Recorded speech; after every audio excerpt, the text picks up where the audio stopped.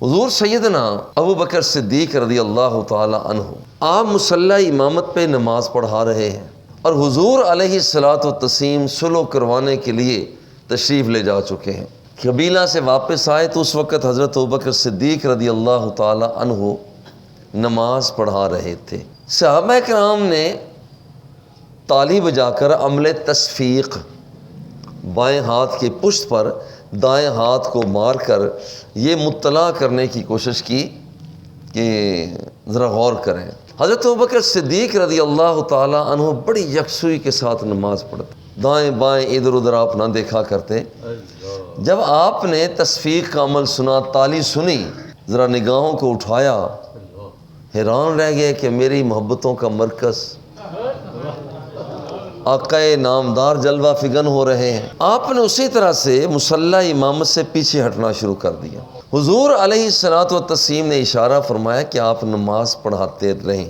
یہاں پر حضور سیدنا ابوبکر صدیق رضی اللہ تعالی عنہ نے دوران نماز ہی اپنے ہاتھ اٹھائے اور اللہ کا شکریہ ادا کرنا شروع کر دیا کہ یا اللہ، پہلے تو حضور کے امتیوں نے مجھے اپنا امام مانا، اور اب تو میری امامت پر مہر ہی میرے مصطفیٰ لگا رہے ہیں۔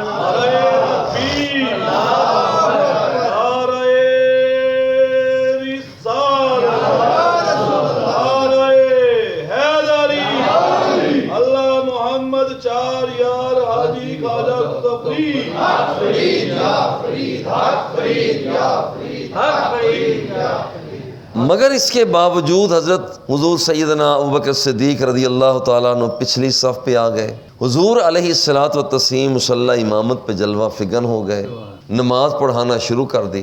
پہلی بات تو یہ ہے کہ یہ وہ عجیب نماز ہے کہ نماز کا کچھ حصہ حضور سیدنا صدیق اکبر رضی اللہ تعالی عنہ ادا فرما رہے ہیں، پڑھا رہے ہیں، اور باقی آدھا حصہ حضور علیہ الصلوۃ والتسلیم پڑھا رہے ہیں۔ یعنی دو اماموں والی نماز، یہ دو اماموں والی نماز ہے۔ خیر نماز ہو گئی، سرکار دو سرا نے سلام پھیرا۔ جنہوں نے تالی بجا کر مطلع کیا تھا، آپ سرکار نے انہیں فرمایا کہ مردوں کے لیے تصفیق کا عمل نہیں ہے، اگر آپ نے لقمہ دینا ہے تو بول کر سبحان اللہ کہہ کر الحمدللہ کہہ کر پھر لقمہ دیں، تصفیق کے عمل کے ساتھ آپ لقمہ نہ دیں، یہ عورتوں کا کام ہے۔ یہ تو ایک پہلو۔ حضرت ابوبکر صدیق کو بلایا، ادھر آئے۔ جی حضور، فرمایا مجھے یہ بتاؤ، ما منعک ان تثبت علی المصلی اذا امرتک، جب میں نے آپ سے کہہ دیا تھا کہ آپ رکے رہیں، نماز پڑھاتے رہیں، تو آپ کیوں نہ وہاں پر رک کر نماز پڑھاتے رہے؟ سرکار فرماتے ہیں آپ کیوں پیچھے گئے جب میں نے جو کہہ دیا تھا آپ پڑھاتے رہتے۔ عرض کی حضور ما کانا لابن ابی قحافۃ ان یصلی بین النبی صلی اللہ علیہ وسلم، حضور میری یہ اوقات کہ میں رخ مصطفیٰ دیکھوں، زلف حبیب کبریا دیکھوں، حضور کے لبوں کو دیکھوں، صبغۃ اللہ کی رنگت کو دیکھوں، علم نشرہ کے سینے کو دیکھوں، حضور آپ کی تشریف آوری سامنے ہو اور میں مصلی امامت پہ کھڑا رہ جاؤں نماز پڑھانے کے لیے؟ حضور ہو ہی نہیں سکتا۔ کائنات کے آقا آپ نے نکیر نہیں فرمائی، آپ نے یہ نہیں فرمایا کہ اچھا تو نے کیا تو غلط ہے، نہ، سرکار خاموش ہو گئے۔ یہ حدیث تقریری جس کا مطلب ہے کہ تو نے بالکل ٹھیک کیا ہے، یہ حدیث تقریری کا مطلب ہے۔ اور ایسا ہی ایک عمل حضور علیہ الصلوۃ والتسلیم، الجامع الصحیح للبخاری، حضور علیہ الصلوۃ والتسلیم اپنے اس ظاہری حیات کے آخری ایام میں ہیں، بالا خانہ میں جلوہ فگن ہیں، اور نماز حضور سیدنا ابوبکر صدیق رضی اللہ تعالی عنہ ہی ادا فرما رہے ہیں، آپ امامت فرما رہے ہیں۔ اور اس دوران صحابہ کرام نے محسوس کیا کشف النبی صلی اللہ علیہ وسلم ستر الحجرۃ ینظر الینا وہو قائم، صحابہ نے محسوس کیا کہ حجرہ مصطفیٰ پر جو سامنے پردہ لٹکا ہوا تھا وہ چھن چھن کی آواز آئی، پردہ ہٹا ہے۔ وہ نگاہیں جو بالکل سامنے تھیں اب وہ حجرہ مصطفیٰ کی طرف رخ ہوئی. وہ چہرے جو بالکل سامنے تھے وہ حجرہ مصطفیٰ کی طرف ہو گئے. کأنہ وجہہ ورقۃ مصحف، کہتے ہیں ہم نے دیکھا وہ تو واقعتاً سرکار دوسرا اپنے غلاموں کو دیکھ رہے تھے. کشف النبی صلی اللہ علیہ وسلم ستر الحجرۃ ینظر الینا وہو قائم. آپ کھڑے ہوئے ہیں، غلاموں کو دیکھ رہے ہیں. کأن وجہہ ورقۃ مصحف. صحابہ کہتے ہیں جب ہم نے رخ مصطفیٰ کو دیکھا تو بڑا عجیب نظارہ تھا. ہمیں یوں محسوس ہو رہا تھا جیسے لکھا ہوا قرآن ہمیں چہرہ مصطفیٰ پہ نظر آ رہا. ثم تبسم. اگلی بات یہ ہے، حضور نے دیکھ کر یہ نہیں فرمایا کہ تم اپنا کام کرو، نماز پڑھو دھیان سے، ادھر دیکھ رہے ہو. ثم تبسم، میرے آقا مسکرائے. یہ حدیث تقریری بن گئی. ایک حدیث قولی، حدیث فعلی، حدیث تقریری. حدیث تقریری آپ نے مسکرا کر مہر لگا دی کہ دوران نماز جو کام کر رہے ہو بالکل ٹھیک کر رہے ہو. اگر نماز ٹوٹ جاتی تو حضور فرماتے نماز دوبارہ پڑھو، نہیں فرمایا. اور کسی حدیث کی کتاب میں یہ نہیں کہ سرکار نے فرمایا کہ تم نماز پڑھ رہے تھے اور ساتھ تمہیں میرا دھیان اور خیال بھی آ گیا لہذا جاؤ دوبارہ نماز پڑھو. نہیں، عجیب بات ہے، نماز بھی پڑھی جا رہی ہے، رخ مصطفیٰ کو دیکھا بھی جا رہا. ثم تبسم، جب سرکار دو سرا مسکرایا کرتے تھے. اذا تبسم لقد اضاء البیت، حضور کی مسکراہٹ بھی بڑی عجیب مسکراہٹ تھی. جب آپ مسکرایا کرتے تھے رات کی تاریکی کو روشنی میں بدل دیا. اذا تکلم رؤی کالنور یخرج من بین ثنایاہ، جب میرے آقا کلام فرمایا کرتے تو سامنے والے دانتوں سے جو تھوڑا سا فاصلہ، بالکل ساتھ ملے ہوئے نہیں تھے، تھوڑا سا فاصلہ تھا، ان مقدس دانتوں سے نور کی شعائیں برآمد ہوا کرتی تھی. کہتے کان وجہہ ورقۃ مصحف ثم تبسم فہممنا ان نفتتن من الفرح برؤیت النبی صلی اللہ علیہ وسلم. کہتے ہیں کہ جب ہم نے رخ مصطفیٰ کو دیکھا ہم تو سب کچھ بھولتے جا رہے تھے، جو یاد رکھ رہے تھے بس وہ رخ مصطفیٰ کا دیدار تھا. فہممنا، ہم کہتے ہیں پکا ارادہ کر لینا، فہممنا ان نفتتن من الفرح برؤیت النبی صلی اللہ علیہ وسلم. ہم تو نمازیں کھول کھول کر دروازہ مصطفیٰ پر ابھی جانے ہی لگے تھے کہ وہاں جاتے ہیں. اور پھر حضرت ابوبکر صدیق نے آپ نے پیچھے ہٹنا شروع کر دیا. آپ نے پیچھے ہٹنا شروع کر دیا اور پیچھے ہٹنا شروع کر دیا اور محسوس یہ کیا کہ کائنات کے آقا جیسے پہلے ایک مرتبہ جلوہ فروز ہوئے تھے شاید کہ آج بھی آنے لگے ہیں. فعقب ابو بکر صدیق رضی اللہ تعالی عنہ، پیچھے ہٹنا شروع کر دیا. وظن ان النبی خارج الی الصلاۃ، محسوس یہ کیا کہ شاید سرکار دو سرا صلی اللہ علیہ وسلم یہ آپ نماز کے لیے جلوہ فگن ہونے لگے. اب صحابہ کرام جو یہاں فرماتے ہیں، کہتے ہیں کہ واللہ، فرماتے ہیں کہ جس وقت اذا وضح وجہ النبی صلی اللہ علیہ وسلم ما نظرنا منظرا کان احسن من وجہ النبی صلی اللہ علیہ وسلم.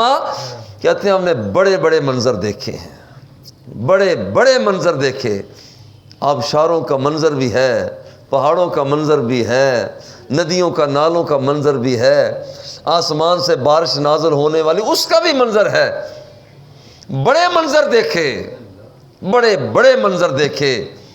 کہتے ہیں ما نظرنا منظرا کان احسن من وجہ النبی صلی اللہ علیہ وسلم، مگر جو منظر ہمیں رخ مصطفیٰ پر نظر آ رہا تھا، خدا کی قسم ایسا منظر ہم نے کبھی زندگی میں دیکھا نہیں. کان وجہہ ورقۃ مصحف، یہ وہ منظر تھا، وہ منظر نظر آ رہا تھا، منظر نظر آ رہا تھا. اور اس انداز میں کہ سرکار کو دیکھ بھی رہے ہیں. واللہ ما نظرنا منظرا کان احسن من وجہ النبی صلی اللہ علیہ وسلم، ایسا منظر ہم نے کبھی زندگی میں دیکھا ہی نہیں تھا. اور سرکار نے یہاں پر پھر اشارہ فرمایا، اتموا صلاتکم، اپنی نمازوں کو پورا کر لو.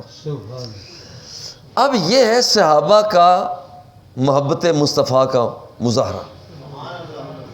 بلکہ یہاں تک یہ کہ انہوں نے اجنبی بات نہیں کی. اللہ جل جلالہ قرآن مقدس میں ارشاد فرماتا ہے، استجیبوا للہ وللرسول اذا دعاکم، جب تم نماز پڑھ رہے ہو تو دیکھنا کوئی تمہیں بلائے نہ جانا، کوئی بلائے نہ جانا. نفل پڑھ رہے ہو، خیر اماں بلائے تو چلے جانا، اور اگر فرض پڑھ رہے ہو اماں بھی بلائے تو نہ جانا. فرض پڑھ رہے ہو اگر میرا مصطفیٰ بلائے.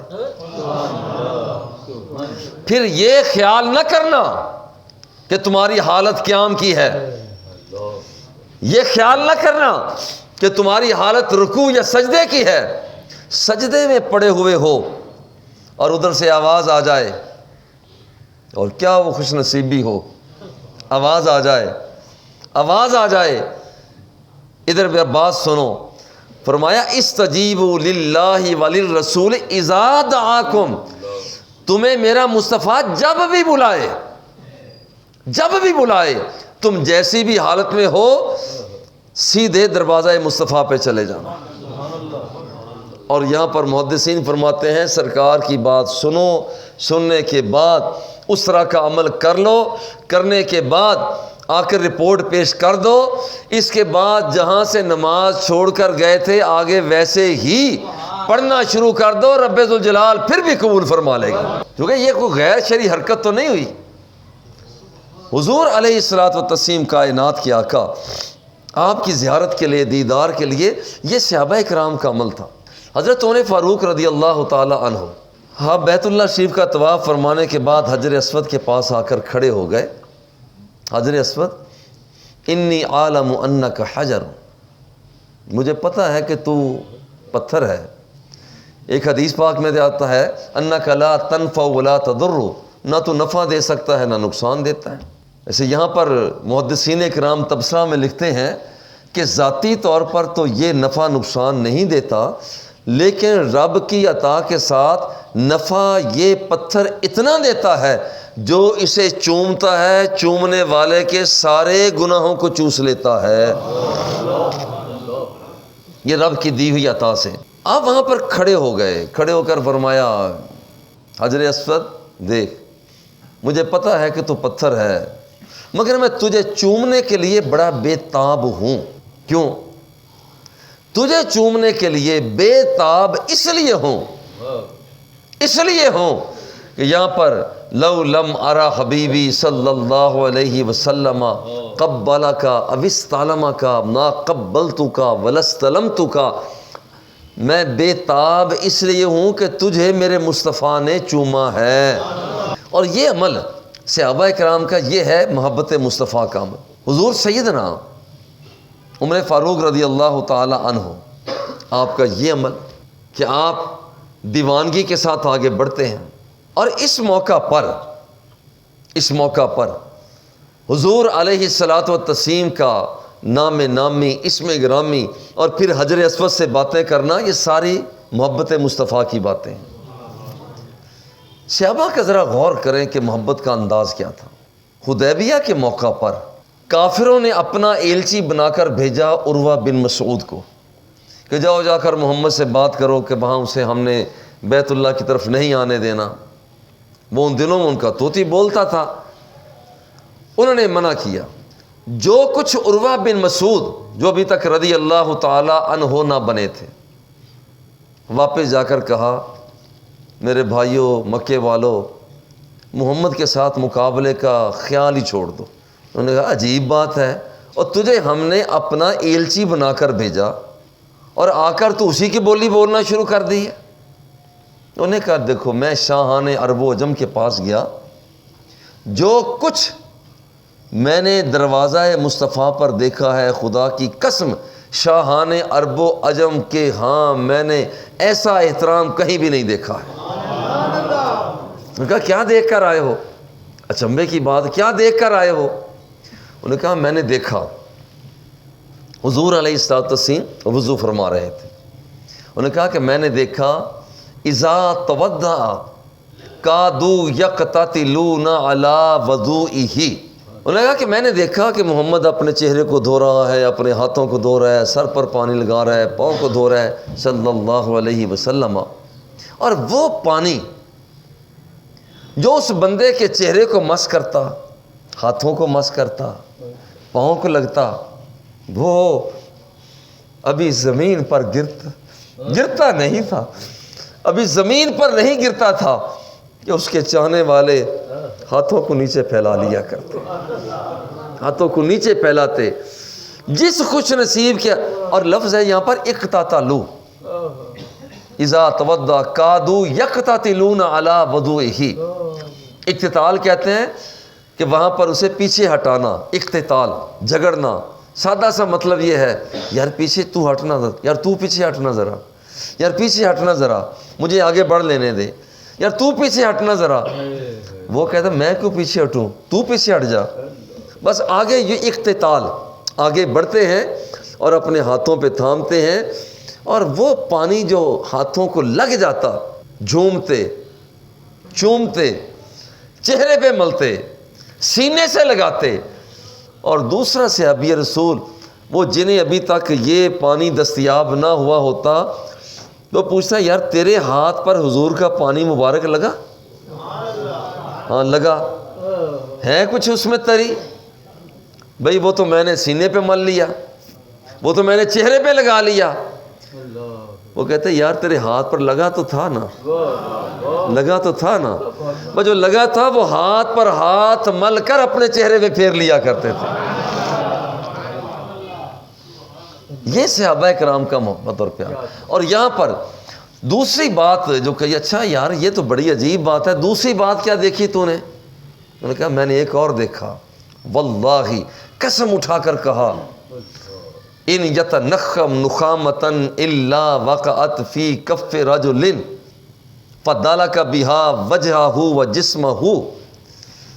کہتا ہے میں نے ایک اور تماشا یہ دیکھا کہ محمد نے جب تھوک پھینکا صلی اللہ علیہ وسلم، تو اس کے صحابہ نے، ماننے والوں نے ہاتھ پیچھے نہیں کیے، اپنے ہاتھ آگے پھیلا لی، اپنے ہاتھ آگے پھیلا لی، اپنے ہاتھ آگے پھیلا لیے۔ کہ کس خوش نصیب کے ہاتھ پر لعاب دہن مصطفیٰ گرتا ہے، اور جس کے ہاتھوں پر حضور علیہ الصلوۃ والتسلیم کا لعاب دہن گرا، اس نے کیا کیا؟ فدلک بها وجہہ، وہ اپنے چہرے پہ ملتا، اپنے چہرے پہ ملتا، وجسمہ، اور اپنے جسم پر ملتا۔ یار یہ تو عجیب بات دیکھ کر آیا ہے، اور کیا تو نے دیکھا؟ اس نے کہا کہ میں نے ایک اور بات دیکھی ہے، ولا تسقط منہ شعرۃ الا ابتدروا الیہ۔ حجامت کر رہا تھا، اور جو بال نیچے گرنے کے لیے آتے، عروہ بن مسعود نے کہا کہ میں حیران ہوا ہوں اس بات پر، کوئی بال نیچے گرنے کے لیے آتا تو وہ اس کے ماننے والے اس بال کو بھی نیچے گرتا ہوا نہیں دیکھ سکتے تھے، اور وہ تھام لیتے۔ یہی وجہ حضرت خالد بن ولید رضی اللہ تعالیٰ عنہ، صحابہ نے پوچھا بھائی لوگ تو جنگ کے دوران اپنے سروں کو بچا رہے تھے، اور تم نیچے کیا کر رہے تھے؟ انہوں نے کہا جی میں ٹوپی تلاش کر رہا تھا۔ لوگ، عجیب بات ہے، لوگ سروں کی خبر لے رہے تھے کہیں ہمارا سر نہ کٹ جائے، اور آپ ٹوپی تلاش کر رہے تھے۔ کہا کہ یہ ٹوپی تھی نا، اس پر اگر یہ تو ایک سر ہے، یہ ہزاروں سر بھی ہوں تو اس ٹوپی پر میں قربان کر دوں۔ میں کیا وجہ یہ ہے کہ میں نے اس ٹوپی کے اندر اپنے مصطفیٰ کا بال مبارک رکھا ہوا تھا۔ اور پھر یہ کہ اچھا یار تو نے 3 باتیں تو یہ ہو گئیں، اور کیا دیکھا؟ انہوں نے کہا میں نے ایک اور چیز دیکھی ہے، اذا تکلم خفضوا اصواتہم، میں نے یہ دیکھا کہ جب وہ محمد صلی اللہ علیہ وسلم وہ جب کلام کرتا، یہ عروہ بن مسعود بتا رہا ہے اپنے کافر دوستوں کو، جب وہ کلام کرتا خفضوا اصواتہم تو وہ ان کی آوازیں بالکل پست ہو جایا کرتی، اپنی آواز کو آواز مصطفیٰ پر بھی بلند ہوتا ہوا نہیں دیکھ سکتے تھے۔ اور یہ تعظیم کا حال تھا۔ جب یہ حکم نازل ہوا لا ترفعوا اصواتکم فوق صوت النبی، خبردار کہیں میرے مصطفیٰ کی آوازوں پر تمہاری آواز بلند نہیں ہونی چاہیے۔ حضرت ثابت بن قیس بن شماس رضی اللہ تعالی عنہ، آپ کا گلا کافی بھاری تھا، آپ نے دروازہ مصطفیٰ پہ آنا ویسے ہی بند کر دیا۔ میں تو بولتا ہی اونچا ہوں، کہیں میری آواز مصطفیٰ سے بڑھ نہ جائے، مگر یہ آقا ہیں، غلاموں کا خیال رکھتے ہیں۔ فرمایا جاؤ لے کر آؤ۔ عاصم بن عدی بن حاتم ان سے کہا جاؤ انہیں لے کر آؤ۔ لایا گیا، سرکار دو سرا صلی اللہ علیہ وآلہ وسلم نے فرمایا کہ ثابت تو اتنے دنوں سے آیا نہیں؟ عرض کی حضور میری آواز اونچی ہے، اور رب نے فرما دیا ہے کہ میرے نبی کی آوازوں پر اپنی آوازوں کو اونچا نہ کرنا۔ حضور بڑے خوش ہوئے کہ اس نے اتنا احترام کیا کائنات کے آقا حضور علیہ الصلوۃ والتسلیم۔ آپ سرکار دو سرا انعام عطا فرماتے ہیں کہ تو نے اتنا احساس کیا، اتنا میرا احترام کیا ہے، اتنا میرا تو نے احترام کیا۔ کائنات کے آقا صلی اللہ علیہ وآلہ وسلم آپ فرماتے ہیں کہ جا میں تمہیں جو انعام دیتا ہوں، جب تو دنیا سے جائے گا تو رب ذوالجلال تمہیں شہادت کا درجہ عطا فرما دے گا۔ ایک بات، اور دوسری بات عطا فرمائی، ایک بات تو یہ ہے، اور فرمایا دوسری بات یہ ہے کہ جا، دوسرا انعام یہ ہے جب تو دنیا سے جائے گا تو رب ذوالجلال تمہیں جنت الفردوس کا مالک بنا دے گا۔ اور صرف اتنی بات نہیں ہے، بلکہ اس حدیث پاک میں ہے حضور علیہ الصلوۃ والتسلیم جب عطا فرماتے ہیں اور پھر فرماتے ہیں کچھ اور بھی چاہیے، کچھ اور بھی چاہیے، جھولی میری بھر بھر کے کہا اور بھی کچھ مانگ۔ اب یہاں پر کائنات کیا کہا حضور علیہ الصلوۃ والتسلیم، آپ فرماتے ہیں تیسری بات جو عطا فرمائی، فرمایا جا پوری زندگی جب تک تو زندگی بسر کرے گا کبھی تجھے محتاجی نہیں آئے گی۔ آج ہم لوگ رونا روتے ہیں، یہ تکلیف ہو گئی، یہ پریشانی ہو گئی، حالات بگڑ گئے ہیں، دیگر گوں ہو گئے ہیں، کیا ہم نے اپنے حالات دروازہ مصطفیٰ پر پیش کر دیے ہوئے؟ کیا ہم اس طرح سے زندگی بسر کر رہے ہیں جیسے صحابہ کرام کیا کرتے تھے؟ یہ عروہ بن مسعود نے جا کر کہا کہ دیکھو اس کے ساتھ تم مقابلہ نہ کر، اور اسی موقع پر حضور علیہ الصلوۃ والتسلیم نے حضرت عثمان غنی کو بھیجا کہ جاؤ تم بھی ایلچی بن کے جاؤ، احرام باندھا ہوا ہے، احرام باندھا ہوا ہے۔ جا کر بات چیت کی تو مکے کے کافروں نے، قریش نے کہا کہ عثمان دیکھو جسے تم اپنا نبی مانتے ہو ہم اسے تو بیت اللہ کا طواف کرنے کی اجازت نہیں دیتے، مگر تم ایسا کرو، تم آ ہی گئے ہو تم تو کر لو۔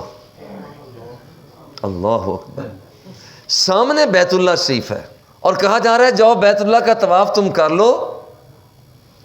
آپ کا جواب ذرا غور کریں، ما کنت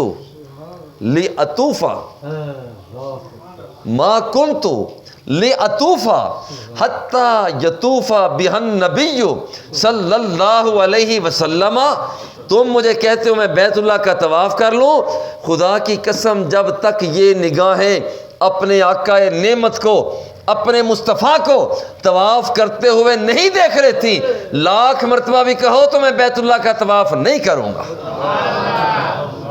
یہ محبت مصطفیٰ ہے۔ اور ذرا غور کریں، یہ محبت مصطفیٰ کا۔ اور پھر جب سرکار دو سرا مکہ مکرمہ سے ہجرت کر کے مدینہ منورہ جلوہ فگن ہوئے تو ہر کوئی چاہ رہا تھا کہ سرکار میرے پاس تشریف لائیں، میرے پاس تشریف لائیں، بلکہ اونٹنے کی مہار کو تھاما جاتا کہ میرے پاس تشریف لے آئیں، موڑنے کی کوشش کی جاتی۔ اور مجھے یاد ہے کہ یہیں پر بابا جی قبلہ رحمۃ اللہ تعالیٰ علیہ انہیں یہ جملہ عطا فرمایا تھا کہ تاریخ پڑھنے سے محسوس ہی ہوتا ہے، سرکار نے جو ارشاد فرمایا خلو سبیلہا فإنہا مامورۃ من اللہ، جسے اس کی مہار کو، لگام کو تم ہٹا دو، چھوڑ دو، اس لیے کہ یہ رب کی درسگاہ سے پڑھ کر آئی ہوئی ہے۔ اسے پتہ ہے، اسے پتہ ہے کہ کہاں میں نے جانا ہے۔ گھر آ جاتا ہے حضور سیدنا ابو ایوب انصاری رضی اللہ تعالیٰ عنہ کا، جو دروازہ بند کر کے بیٹھے ہوئے تھے، اور مدینے میں بہار آئی ہوئی ہے مگر آپ دروازہ بند کر کے بیٹھے۔ میں کہاں میری قسمت، میں سرکار کو دعوت بھی کیسے دوں کہ سرکار آئیں؟ لوگ دعوت دے رہے تھے، حضور میرا گھر ٹھیک ہے، میرا گھر ٹھیک، میرے گھر میں آئیں، حضور میرے گھر میں آئیں، وہ دعوت دی جا رہی ہے۔ مگر یہ ایک بندہ حضرت ابو ایوب انصاری تھے، یہ سمجھ رہے تھے کہ میرا تو گھر بھی اتنا سا ہے، چھوٹا سا گھر ہے، اور میں تو اس لائق ہی نہیں ہوں کہ میں حضور کو دعوت دوں۔ مگر عجیب بات ہے، عجیب بات یہ ہے کہ اونٹنی اگر آ کر رکتی ہے تو وہ دروازہ وہی تھا جو ابو ایوب انصاری کا دروازہ تھا۔ نہ مکھڑا نہ مکھڑے دا دل ویکھ دے، اللہ والے جے ویکھن تا دل ویکھ دے۔ وہاں دیکھا تو وہاں پر آپ سرکار دو سرا، بھائی دروازہ کھولو ابو ایوب، بھائی جاؤ اپنا کام کرو، جاؤ اپنا کام کرو، ہم قسمت کے مارے ہیں یہاں پر پڑے ہوئے ہیں۔ بتایا تمہیں مبارک ہو، تمہیں مبارک ہو، تمہیں مبارک ہو کہ آمنہ کے لال جلوہ فگن ہو گئے۔ حضور علیہ الصلوۃ والتسلیم پہلے آپ بالا خانہ پہ تھے، پھر بعد میں التجا ہوئی، سرکار نے پھر فرمایا کہ دیکھو مجھے آسانی ایسے ہے کہ میں نیچے لوگوں کا آنا جانا ہے، خیر نیچے ہو گئے۔ اب وہ جو محبت کا جو جملے یہاں پر ملتے ہیں، یہ دونوں میاں بیوی حضرت ابو ایوب اور ام ایوب، یہ دونوں میاں بیوی اگر کمرے میں اوپر رہ رہے ہیں، یہ ایک نکر سے دوسری نکر پر جانا ہے تو درمیان سے نہیں جایا کرتے تھے، کہیں ہمارا وجود مصطفیٰ کے مقابلے میں نہ آ جائے۔ وہ ایک نکر سے چلتے دوسری میں جاتے، وہاں سے اس نکر میں آتے، کام کاج کر کے پھر اس نکر پہ پھر جاتے، درمیان کا راستہ ہی بھول گئے۔ یہ نیچے تو آقا نعمت ہے۔ اور لطف کی بات جو ہے یہاں پر خود فرماتے ہیں وَلَقَدْ انْكَسَرَ حِبٌّ لَنَا فِيهِ مَاءٌ، ہمارا ایک چہار چوبہ جسے ہم کڑونجی کہتے ہیں، چہار چوبہ پر گھڑا پڑا ہوا تھا، سردیوں کی رات ہے، پانی نیچے گر گیا۔ انْكَسَرَ حِبٌّ لَنَا، ہمارا گھڑا ٹوٹ گیا، نیچے گرا ٹوٹ گیا۔ خود فرماتے ہیں قُمْتُ أَنَا ام ایوبہ بقطیفۃ لنا ما لنا لحاف غیرہ فنشف اللہ یقطر علی وجہ النبی صلی اللہ علیہ وسلم فیوزیہ، کہتے ہیں ہمارے پاس ایک ہی کمبل تھا، ہم نے فوراً اس پانی کے اوپر رکھ دیا تاکہ یہ پانی کو چوس لے اور ایک قطرہ بھی نیچے کہیں گرنے نہ پائے، کہیں ایسا نہ ہو، کہیں ایسا نہ ہو حضور آرام فرما ہوں اور یہ قطرہ جا کر گرے اور آپ کے آرام میں خلل آ جائے۔ یہ مقام تھا، یہ صحابہ کرام کا یہ محبت اور عشق و مستی کا انداز، یہ ایک نہیں، اس میں بہت سے واقعات ہیں۔ کہ جو صحابہ کرام کے محبت کے ساتھ وابستہ ہیں، اور آج ہماری ترقی کا راز وہ معیشت کی ہو، سیاست کی ہو، تمدن کی ہو، تہذیب کی ہو، صرف ایک چیز میں ہے کہ دل کے اندر محبت مصطفیٰ پیدا ہو جائے۔ دیکھیے اللہ جل جلالہ فرماتا ہے وَأَنْتُمُ الْعَالَوْنَ إِن كُنْتُم مُؤْمِنِينَ، تم سر بلند اس وقت بنو گے جب تم پکے ایماندار بنو گے۔ آگے بڑھیے، ایمانداری کا سودا کا کیسے ملتا ہے؟ حضور فرماتے ہیں لا یؤمن احدکم حتی اکون احب الیہ من والدہ ووالدہ والناس اجمعین۔ دیکھو ترقی تمہاری اس وقت ہوگی جب تم ایماندار بنو گے، اور ایماندار تم اس وقت بنو گے جب اپنی محبتوں کے نذرانے آقا نعمت کی بارگاہ میں پیش کر دو گے۔ اس کا مطلب آج اگر مسلمان یہ چاہتا ہے اور ضرور چاہتا ہے کہ میں ترقی پہ جاؤں، صرف اس کا ایک ہی فارمولہ